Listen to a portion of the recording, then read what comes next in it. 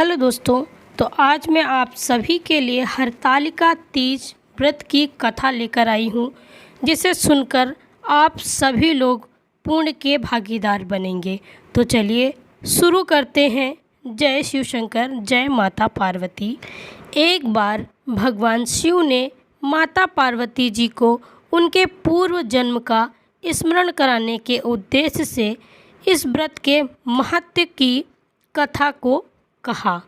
जी हाँ दोस्तों, श्री भोले शंकर बोले, हे गौरी, पर्वतराज हिमालय पर स्थित गंगा के तट पर तुमने अपनी बाल्यावस्था में 12 वर्षों तक अधोमुखी होकर घोर तप किया था।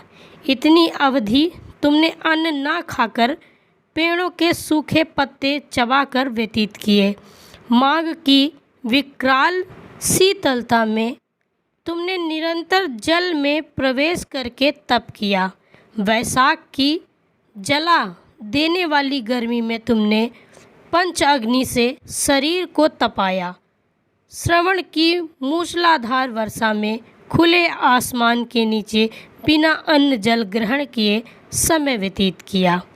तुम्हारे पिता तुम्हारी कष्ट साध्य तपस्या को देखकर बड़े दुखी होते थे। उन्हें बड़ा क्लेश होता था। तब एक दिन तुम्हारी तपस्या तथा पिता के क्लेश को देखकर नारद जी तुम्हारे घर पधारे। तुम्हारे पिता ने हृदय से अतिथि सत्कार करके उनके आने का कारण पूछा। नारद जी ने कहा, गिरिराज, मैं भगवान विष्णु के भेजने पर यहाँ उपस्थित हुआ हूँ। आपकी कन्या ने बड़ा कठोर तप किया है।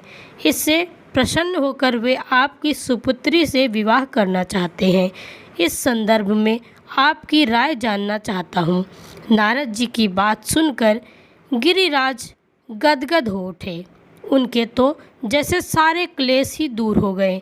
प्रसन्नचित्त होकर वे बोले, श्रीमान, यदि स्वयं विष्णु मेरी कन्या का वरण करना चाहते हैं तो भला मुझे क्या आपत्ति हो सकती है। वे तो साक्षात ब्रह्म हैं।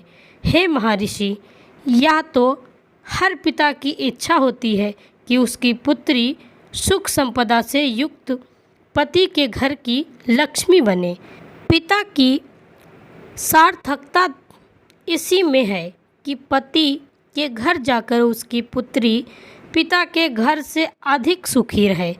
तुम्हारे पिता की स्वीकृति पाकर नारद जी विष्णु के पास गए और उनसे तुम्हारे ब्याह के निश्चित होने का समाचार सुनाया।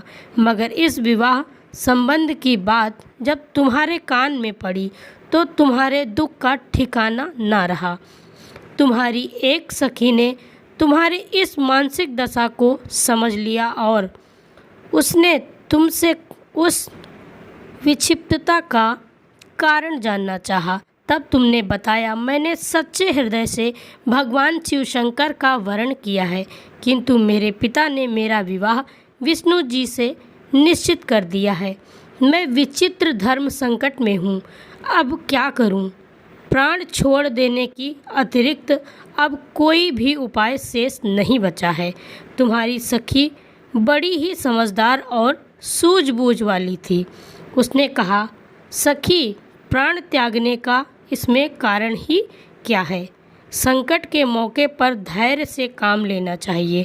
नारी के जीवन की सार्थकता इसी में है कि पति रूप में हृदय से जिसे एक बार स्वीकार कर लिया, जीवन पर्यंत उसी से निर्वाह करें। सच्ची आस्था और एक निष्ठा के समक्ष तो ईश्वर को भी समर्पण करना पड़ता है। मैं तुम्हें घनघोर जंगल में ले चलती हूँ, जो साधना स्थली भी हो और जहाँ तुम्हारे पिता तुम्हें खोज भी ना पाएं। वहाँ तुम साधना में लीन हो जाना। मुझे विश्वास है कि ईश्वर अवश्य ही तुम्हारी सहायता करेंगे। तुमने ऐसा ही किया। तुम्हारे पिता तुम्हें घर पर ना पाकर बड़े दुखी तथा चिंतित हुए। वे सोचने लगे कि तुम ना जाने कहाँ चली गई हो। मैं विष्णु जी से उसका विवाह करने का प्रण कर चुका हूँ। यदि भगवान विष्णु बारात लेकर आ गए और कन्या घर पर न हुई तो बड़ा अपमान होगा। मैं तो कहीं मुंह दिखाने के योग्य भी नहीं रहूँगा। यही सब सोचकर गिरिराज ने ज़ोर शोर से तुम्हारी खोज शुरू करवा दी। इधर तुम्हारी खोज होती रही और उधर तुम अपनी सखी के साथ नदी के तट पर एक गुफा में मेरी आराधना में लीन थी। भाद्रपद शुक्ल पक्ष तृतीया को हस्त नक्षत्र तथा उस दिन तुमने रेत के शिवलिंग का निर्माण करके व्रत किया। रात भर मेरी स्तुति के गीत गाकर जागी। तुम्हारी इस कष्ट साध्य तपस्या के प्रभाव से मेरा आसन डोलने लगा, मेरी समाधि टूट गई। मैं तुरंत तुम्हारे समक्ष जा पहुंचा और तुम्हारी तपस्या से प्रसन्न होकर तुमसे वर मांगने के लिए कहा। तब अपनी तपस्या के फलस्वरूप मुझे अपने समक्ष पाकर तुमने कहा, मैं हृदय से आपको पति के रूप में वरण कर चुकी हूँ। यदि आप सचमुच मेरी तपस्या से प्रसन्न होकर आप यहाँ पधारे हैं तो मुझे अपनी अर्धांगिनी के रूप में स्वीकार कर लीजिए। तब मैं तथास्तु कहकर कैलाश पर्वत पर लौट आया। प्रातः होते ही तुमने पूजा की समस्त सामग्री को नदी में प्रवाहित करके अपनी सहेली सहित व्रत का पारायण किया। उसी समय आपने मित्र बंधु व दरबारियों सहित गिरिराज तुम्हें खोजते खोजते वहां आ पहुँचे और तुम्हारी इस कष्ट साध्य तपस्या का कारण तथा उद्देश्य पूछा। उस समय तुम्हारी दशा को देखकर गिरिराज अत्यधिक दुखी हुए और पीड़ा के कारण उनकी आंखों में आंसू उमड़ आ गए। तुमने उनके आंसू पोंछते हुए विनम्र स्वर में कहा, पिताजी, मैंने अपने जीवन का अधिकांश समय कठोर तपस्या में बिताया है। मेरी इस तपस्या का उद्देश्य केवल यही था कि मैं महादेव को पति के रूप में पाना चाहती थी। आज मैं अपनी तपस्या की कसौटी पर खरी उतर चुकी हूँ। आप क्योंकि विष्णु जी से मेरा विवाह करने का निर्णय ले चुके थे, इसलिए मैं अपने आराध्य की खोज में घर छोड़कर चली आई। अब मैं आपके साथ इसी शर्त पर घर जाऊंगी कि आप मेरा विवाह विष्णु जी से ना करके महादेव जी से करेंगे। गिरिराज मान गए और तुम्हें घर ले गए।